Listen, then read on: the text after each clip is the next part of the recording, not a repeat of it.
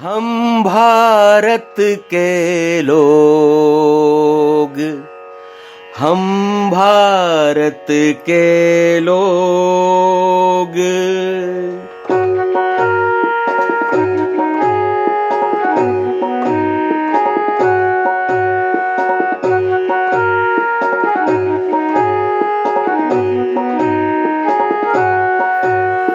हम भारत के लोग, हम भारत के लोग, हम भारत के लोग, हम भारत के लोग, संविधान से चलने वाले हम भारत के लोग, सत्य सनातन के रखवाले हम भारत के लोग।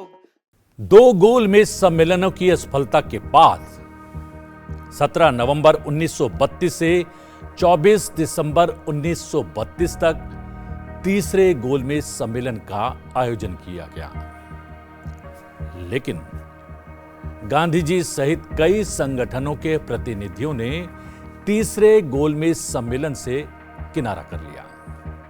हां, उदारवादी नेता थे सप्रू और डॉक्टर बाबा साहब भीमराव अंबेडकर इस तीसरे गोलमेज सम्मेलन में भी शामिल हुए। दोनों नेता तीनों गोलमेज सम्मेलन में शामिल होने वाले चुनिंदा प्रतिनिधियों में से थे। यह सम्मेलन भी असफल रहा, लेकिन सम्मेलन में दो बड़े निर्णय लिए गए। एक, ब्रिटेन शासित भारत में लाए गए अधिनियमों पर एक श्वेत पत्र जारी करने का, और दूसरा लॉर्ड लिनलिथगो समिति बनाने का। लॉर्ड लिनलिथगो समिति ने ही तत्कालीन भारत की शासन व्यवस्था के सबसे महत्वपूर्ण अधिनियम भारत सरकार अधिनियम 1935 की अनुशंसा की। 1857 के पहले स्वतंत्रता आंदोलन के बाद ईस्ट इंडिया कंपनी का रूल समाप्त करके भारत में शासन व्यवस्था सीधे ब्रिटिश शासन के अधीन आ गई थी, जिसकी बागडोर ब्रिटेन की महारानी के हाथों में थी। भारत में अपने शासन को व्यवस्थित करने के लिए ब्रिटिश हुक्मरान समय समय पर नए नए एक्ट और अधिनियम लेकर आए, जिसमें भारत सरकार अधिनियम 1858, Indian council act 1861, Indian council act 1892, Indian council act 1909, Bharat सरकार अधिनियम 1919 लाया गया। अधिनियम 1919 को लाने के समय तय किया गया कि 10 साल बाद इस अधिनियम की प्रगति को जांचा जाएगा।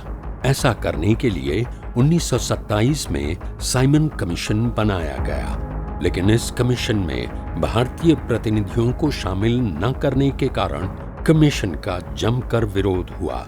विरोध के बावजूद कमीशन ने अपनी रिपोर्ट तैयार कर प्रकाशित भी कर दी। साइमन कमीशन की रिपोर्ट के आधार पर ही लंदन में 1930 और 1932 के बीच 3 गोलमेज सम्मेलन आयोजित किए गए। सम्मेलनों के निष्कर्ष के रूप में लॉर्ड लिनलिथगो समिति सामने आई और इस समिति ने तैयार किया भारत सरकार अधिनियम 1935। फैक्चुअल रूप में बात सही होती है कि 3 गोलमेज सम्मेलन हुए और तीनों फेल हो गए, तो मैं इतिहासकार होने के नाते उसे फेल नहीं मानता। उन 3 गोलमेज सम्मेलनों का ही असर था कि 1935 एक्ट बनाया गया, क्योंकि उन तीनों गोलमेज सम्मेलनों में बहुत विस्तार से चर्चा हुई, क्या समस्याएं हैं, क्या चीज़ें हमारा कॉन्स्टिट्यूशन, हम क्यों आज़ादी मांग रहे हैं, हम कॉन्स्टिट्यूशन हमारा कैसा होना चाहिए, इस सब पे विस्तार से चर्चा हुई थी। तो 1935 एक्ट जो है वो 3 गोलमेज सम्मेलनों की वजह से आया फैक्ट में। और ये बात सही है कि 1935 एक्ट 1857 से तमाम एक्ट्स जब बने, मांटो-मुर्लो रिफॉर्म सबसे ज़्यादा माना जाता है, तो ये सबसे ज़्यादा कॉम्प्रहेंसिव एक्ट बना था, काफ़ी बड़ा, लेकिन इसको भी लेके तमाम विरोध था, इसलिए कि लोगों का ये कहना था एक पश्चिमी सोच पर बनाया गया ये संविधान है, भारतीयता इसमें कम है, लिहाजा इसके खिलाफ भी चीज़ें चलती रहीं और शायद बहुत लंबा न चलता ये, क्योंकि 1935 में आया है और 37-37 से शुरुआत हो गई तमाम तरह के विश्व युद्ध की, ये तो इसलिए ये लंबा खींच गया। Victor Alexander John of Linlithgow यानी लॉर्ड लिनलिथगो, वो भारत में सबसे लंबे समय तक वायसराय रहे, 1939 से 1943 तक। उनको 2 काम सौंपे गए थे मुख्य रूप से। एक तो 1935 में गवर्नमेंट ऑफ इंडिया एक्ट को भारत में पूरी तरह से लागू करना। लॉर्ड लिनलिथगो 1936 से 1944 तक भारत के गवर्नर जनरल थे। उन्होंने लंदन में आयोजित सभी 3 गोलमेज सम्मेलनों में सक्रिय रूप से भाग लिया था।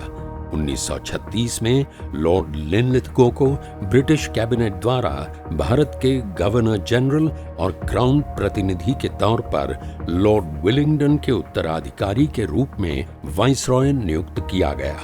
उन्हें ब्रिटिश भारत के सभी प्रांतों में आम चुनाव कराने और भारत सरकार अधिनियम 1935 को सफलतापूर्वक लागू करने का काम सौंपा गया। भारत सरकार अधिनियम 1935 भारत में पूरी तरह से एक जिम्मेदार सरकार बनाने की दिशा में उठाया गया एक महत्वपूर्ण कदम था। इसका उद्देश्य देश में संघीय राजनीति की स्थापना करना तो था ही, साथ ही केंद्र और प्रांतों के बीच सत्ता का विभाजन 3 सूचियों यानी संघीय, प्रांतीय और संवर्तीय सूची के माध्यम से करना था। भारत सरकार अधिनियम 1935 में प्रांतों और रियासतों को इकाइयों के रूप में शामिल करते हुए एक अखिल भारतीय संघ की स्थापना का प्रावधान किया गया।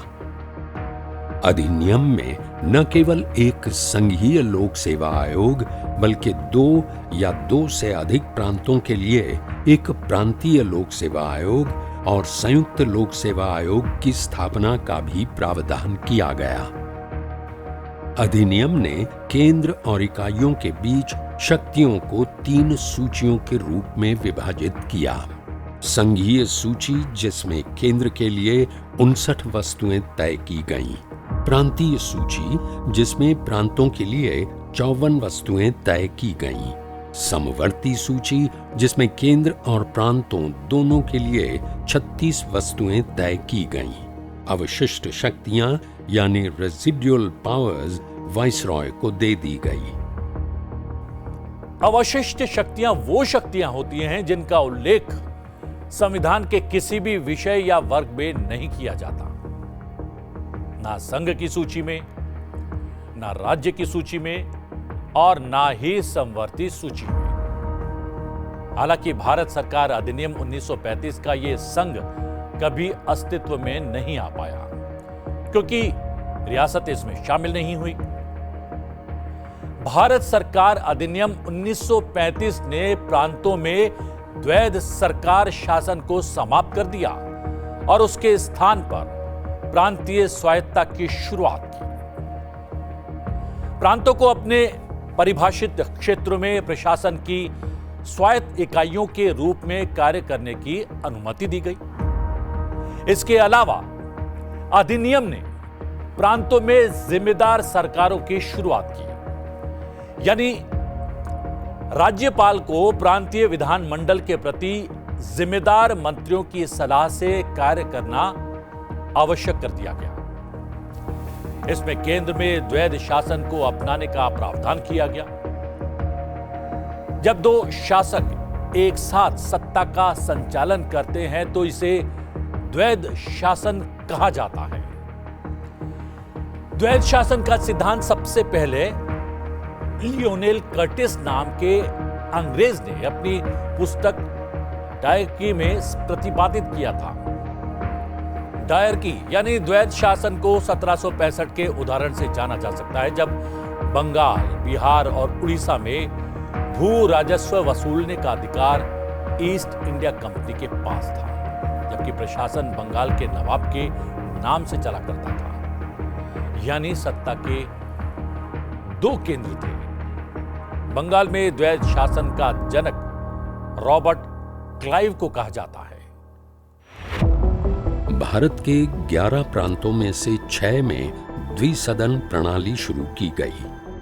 बंगाल, बॉम्बे, मद्रास, बिहार, असम और संयुक्त प्रांत की विधानसभाओं को विधान परिषद यानी उच्च सदन और विधानसभा यानी निचला सदन में मिलकर द्विसदनीय बना दिया गया। अनुसूचित जातियों, महिलाओं और श्रमिकों के लिए अलग निर्वाचन क्षेत्र प्रदान करके सांप्रदायिक प्रतिनिधित्व के सिद्धांत को आगे बढ़ाया गया।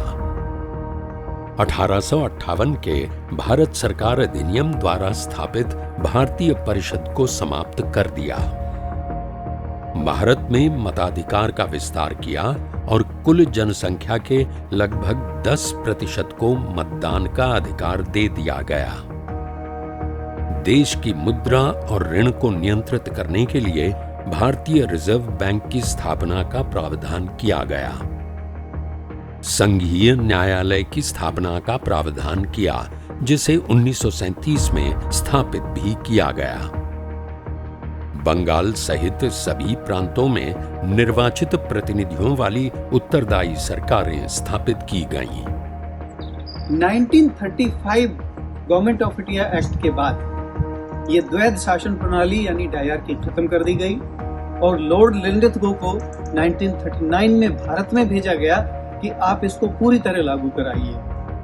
भारत सरकार अधिनियम 1935 ने शासकीय और प्रशासकीय बदलावों के साथ भारत में प्रांतीय चुनाव का भी रास्ता खोल दिया। 1936-37 की सर्दियों में ब्रिटिश भारत में प्रांतीय चुनाव करवाए गए। भारत के 11 प्रांतों मद्रास, मध्य प्रांत यानी आज का मध्य प्रदेश, बिहार, उड़ीसा, संयुक्त प्रांत, Bombay Presidency, Assam, North waste frontier Province, Bengal, Punjab और सिंध में चुनाव कराए गए। ये वो समय था जब कांग्रेस गांधी जी के नेतृत्व में ब्रिटिश शासन से टकराव का रास्ता छोड़कर संवैधानिक राजनीति को अपनाने का प्रयास कर रही थी। इसकी वजह था गांधी जी के सविनय अवज्ञा आंदोलन का दूसरा चरण, जिसे जनता का वो प्रतिसाद नहीं मिला जो सविनय अवज्ञा आंदोलन के पहले चरण को मिला था। जन आंदोलन के धीमे पड़ने के साथ ही कांग्रेस के भीतर संवैधानिक तरीकों की ओर लौटने की वकालत करने वाली आवाजें भी तेजी से उभर रही थीं। कांग्रेस ने 1937 में प्रांतीय चुनाव लड़ने का निर्णय किया। 35 के अंदर आप एक्ट देखिए, जब एक्ट आता है और जब चुनाव की बात होती है तो गांधी उस समय चुनाव का विरोध करते हैं। कांग्रेस को चुनावों में हिस्सा नहीं लेना चाहिए। वो स्थिति आ जाती है जो स्वराज पार्टी और उस समय पे 1922 में आई थी, वो स्थिति तब आ जाती है और गांधी अपने आप को कांग्रेस से विड्रॉ कर लेते हैं। और तब आप देखिए कांग्रेस का जो सेशन है 1936 का फाइजपुर सेशन, जहाँ पे कि एक एग्रेरियन प्रोग्राम दिया गया, जो कृषि का प्रोग्राम कहा गया और बड़े उसमें वायदे किए गए और उसी में जमींदारी अनुमूलन की बात की गई थी, जो कि बाद में आके जाके संविधान में आती है लेकर के।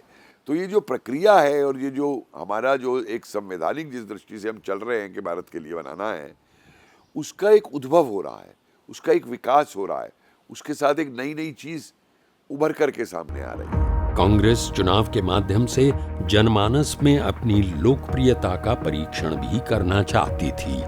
1936 के लखनऊ में आयोजित कांग्रेस के अधिवेशन में प्रांतीय चुनाव से जुड़े कुछ प्रमुख प्रस्ताव पास किए गए, जिसके अनुसार राज्य के लोगों को शेष भारत के लोगों के समान ही आत्मनिर्णय का अधिकार होना चाहिए।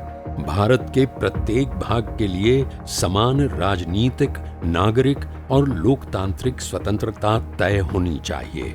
कांग्रेस ने घोषणा पत्र के आधार पर चुनाव लड़ने का संकल्प लिया। प्रांतीय चुनाव बहुत अनयूजुअल सर्कमस्टेंसेस में हुए थे, बहुत अनयूजुअल। कम्युनलिज्म पीक पर चला गया था, जिद्दा was also at its peak. तरह तरह की चीज़ें चल रही थी। अभी पाकिस्तान सेपरेट स्टेट की बात तो 1930 में, अगर आप बहुत पीछे न जाएं, 1878-68 में न जाएं सर सैयद की स्पीच में, तो कम से कम 1930 में अल्लामा इकबाल की जो स्पीच है, प्रेसिडेंशियल स्पीच इलाहाबाद की, उन्होंने बहुत क्लियरली नाम पाकिस्तान नहीं दिया था, a separate state within India और outside India for the Muslim alone is required. ये इलाहाबाद की जो उनकी प्रेसिडेंशियल स्पीच थी 1930 की मुस्लिम लीग की, उसमें कहा, और पूरा बाकायदा उन्होंने ज्योग्राफी नाप के दे दी। उसमें उन्होंने पंजाब का भी नाम लिया है, उन्होंने बलूचिस्तान का डाला, north waste frontier province, Sindh in east और सिंध इन वेस्ट, और बाकी है। तो न्यू वहाँ से जियोग्राफिकल आइडेंटिफिकेशन की भी पड़ गई थी। 1931 में ये बात लाहौर जब वो हुआ है सम्मेलन मुस्लिम लीग का, अल्लामा इकबाल ने वहाँ भी रिपीट कर दिया। 1937 के प्रांतीय चुनाव सफलतापूर्वक संपन्न हो गए। कांग्रेस के लिए नतीजे बहुत उत्साहवर्धक रहे। पंजाब और सिंध को छोड़कर कांग्रेस ने अन्य क्षेत्रों में अच्छा प्रदर्शन किया था। बंगाल, उत्तर पश्चिमी सीमांत प्रांत, असम और बॉम्बे में कांग्रेस सबसे बड़ी पार्टी के रूप में उभरी। 1937 के प्रांतीय चुनावों में सबसे विकट स्थिति बनी देश के मुस्लिमों का एकमात्र प्रतिनिधि होने का दावा करने वाली मुस्लिम लीग की। जब 1937-38 का इलेक्शन की बात होने लगी, it was all communal base. Communal base की मतलब ये सेपरेट इलेक्टोरेट, हिंदू अलग वोट करेंगे, मुसलमान अलग वोट करेंगे। हर स्टेट में जनसंख्या के हिसाब से कुछ ज़्यादा ही सीटें मुस्लिम्स को दिया गया, मुस्लिम इलेक्टोरेट को। उसका नतीजा इलेक्शन हुआ, और 1937 इलेक्शन के बाद गजब की बात तो ये हुई कि जिन्ना की पार्टी, मुस्लिम पार्टी लीग, हर जगह हार गई।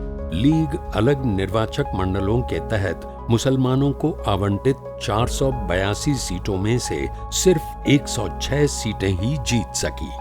वो नॉर्थ वेस्ट फ्रंटियर प्रोविंस की एक सीट भी न जीत सकी। पंजाब में मुस्लिमों के लिए आरक्षित 84 सीटों में से मात्र 2 ही सीट जीत सकी। सिंध में 33 सीटों में से 3 ही सीट हासिल कर पाई, और ये सब क्षेत्र मुस्लिम बहुल क्षेत्र थे। Congress one everywhere. अब जब कांग्रेस जीत गई और जिन्ना की पार्टी मुस्लिम लीग पूरी तौर पे हार गई, तो जिन्ना ने ये कहा कि हमें भी सरकार में शामिल किया जाए।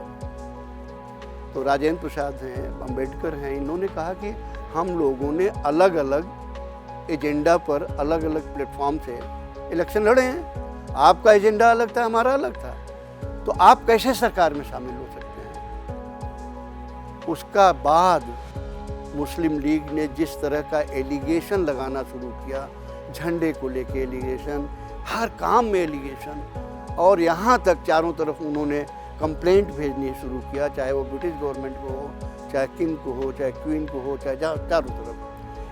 हर बार जवाब देते देते कांग्रेस वाले थक गए। डॉक्टर राजेंद्र प्रसाद तो किताब ही लिख डाली सब चीज़ के जवाब में। जब ये देखा गया कि ये चल नहीं पाएगा, energy, too much energy was wasted.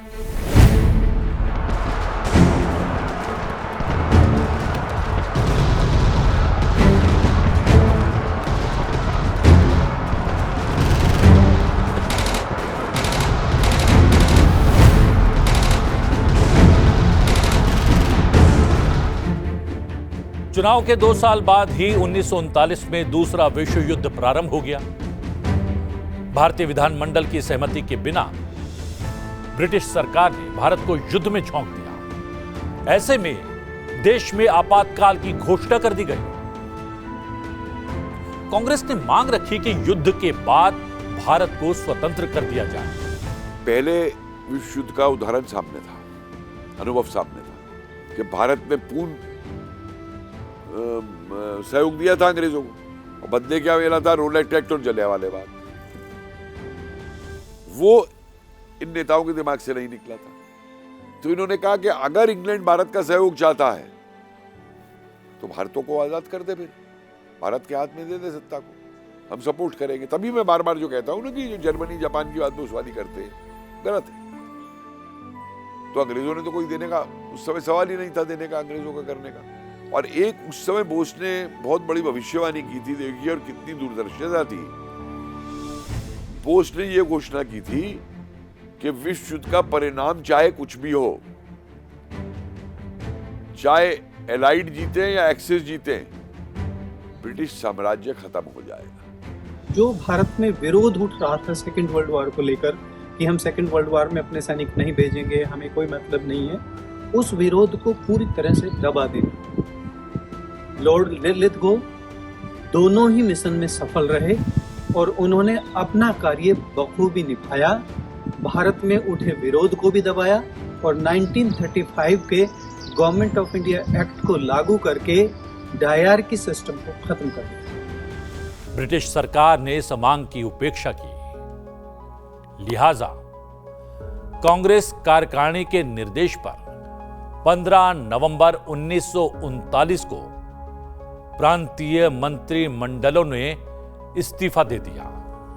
Gandhi ji ने कांग्रेस से बिना पूछे अंग्रेजों को समर्थन देने की बात कह दी। उससे तमाम लोग बहुत नाराज हुए। तमाम लोग का मतलब सब नहीं, लेकिन कुछ बहुत पावरफुल सेक्शन नाराज हो गया और उसने कहा कि नहीं, अब हम काम नहीं करेंगे इसमें। तो फिर 1939 आते आते सभी सरकारों ने इस्तीफा दे दिया। तो सर्कमस्टेंसेस बहुत तेजी से बदले और कुछ ऐसे भी थे ये सर्कमस्टेंसेस जिससे आम आदमी को संभल पाना बहुत मुश्किल था। कभी कभी होता है देशों में परिस्थितियां इस तरह से बदलती हैं, इतनी तेजी से बदलती हैं कि आप पकड़ नहीं पाते समय को। तत्कालीन वायसराय ने इन इस्तीफों के बाद आपातकाल की घोषणा कर दी। हम भारत के लोग, हम भारत के लोग,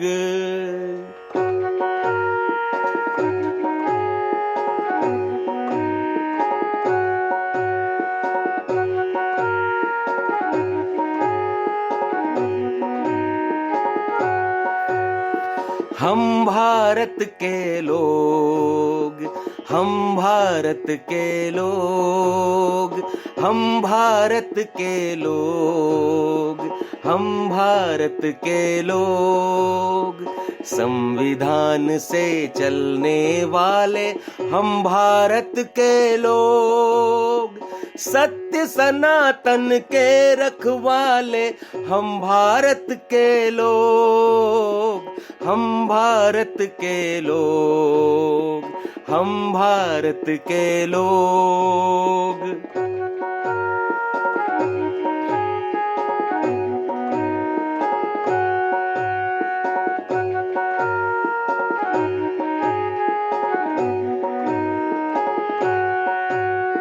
राम राज्य के आदर्शों को संविधान से जोड़ा, लोक संस्कृति और सभ्यता को विधान से जोड़ा, संकल्पों से बढ़ने वाले हम भारत के लोग, सत्य सनातन के रखवाले हम भारत के लोग, हम भारत के लोग, हम भारत के लोग।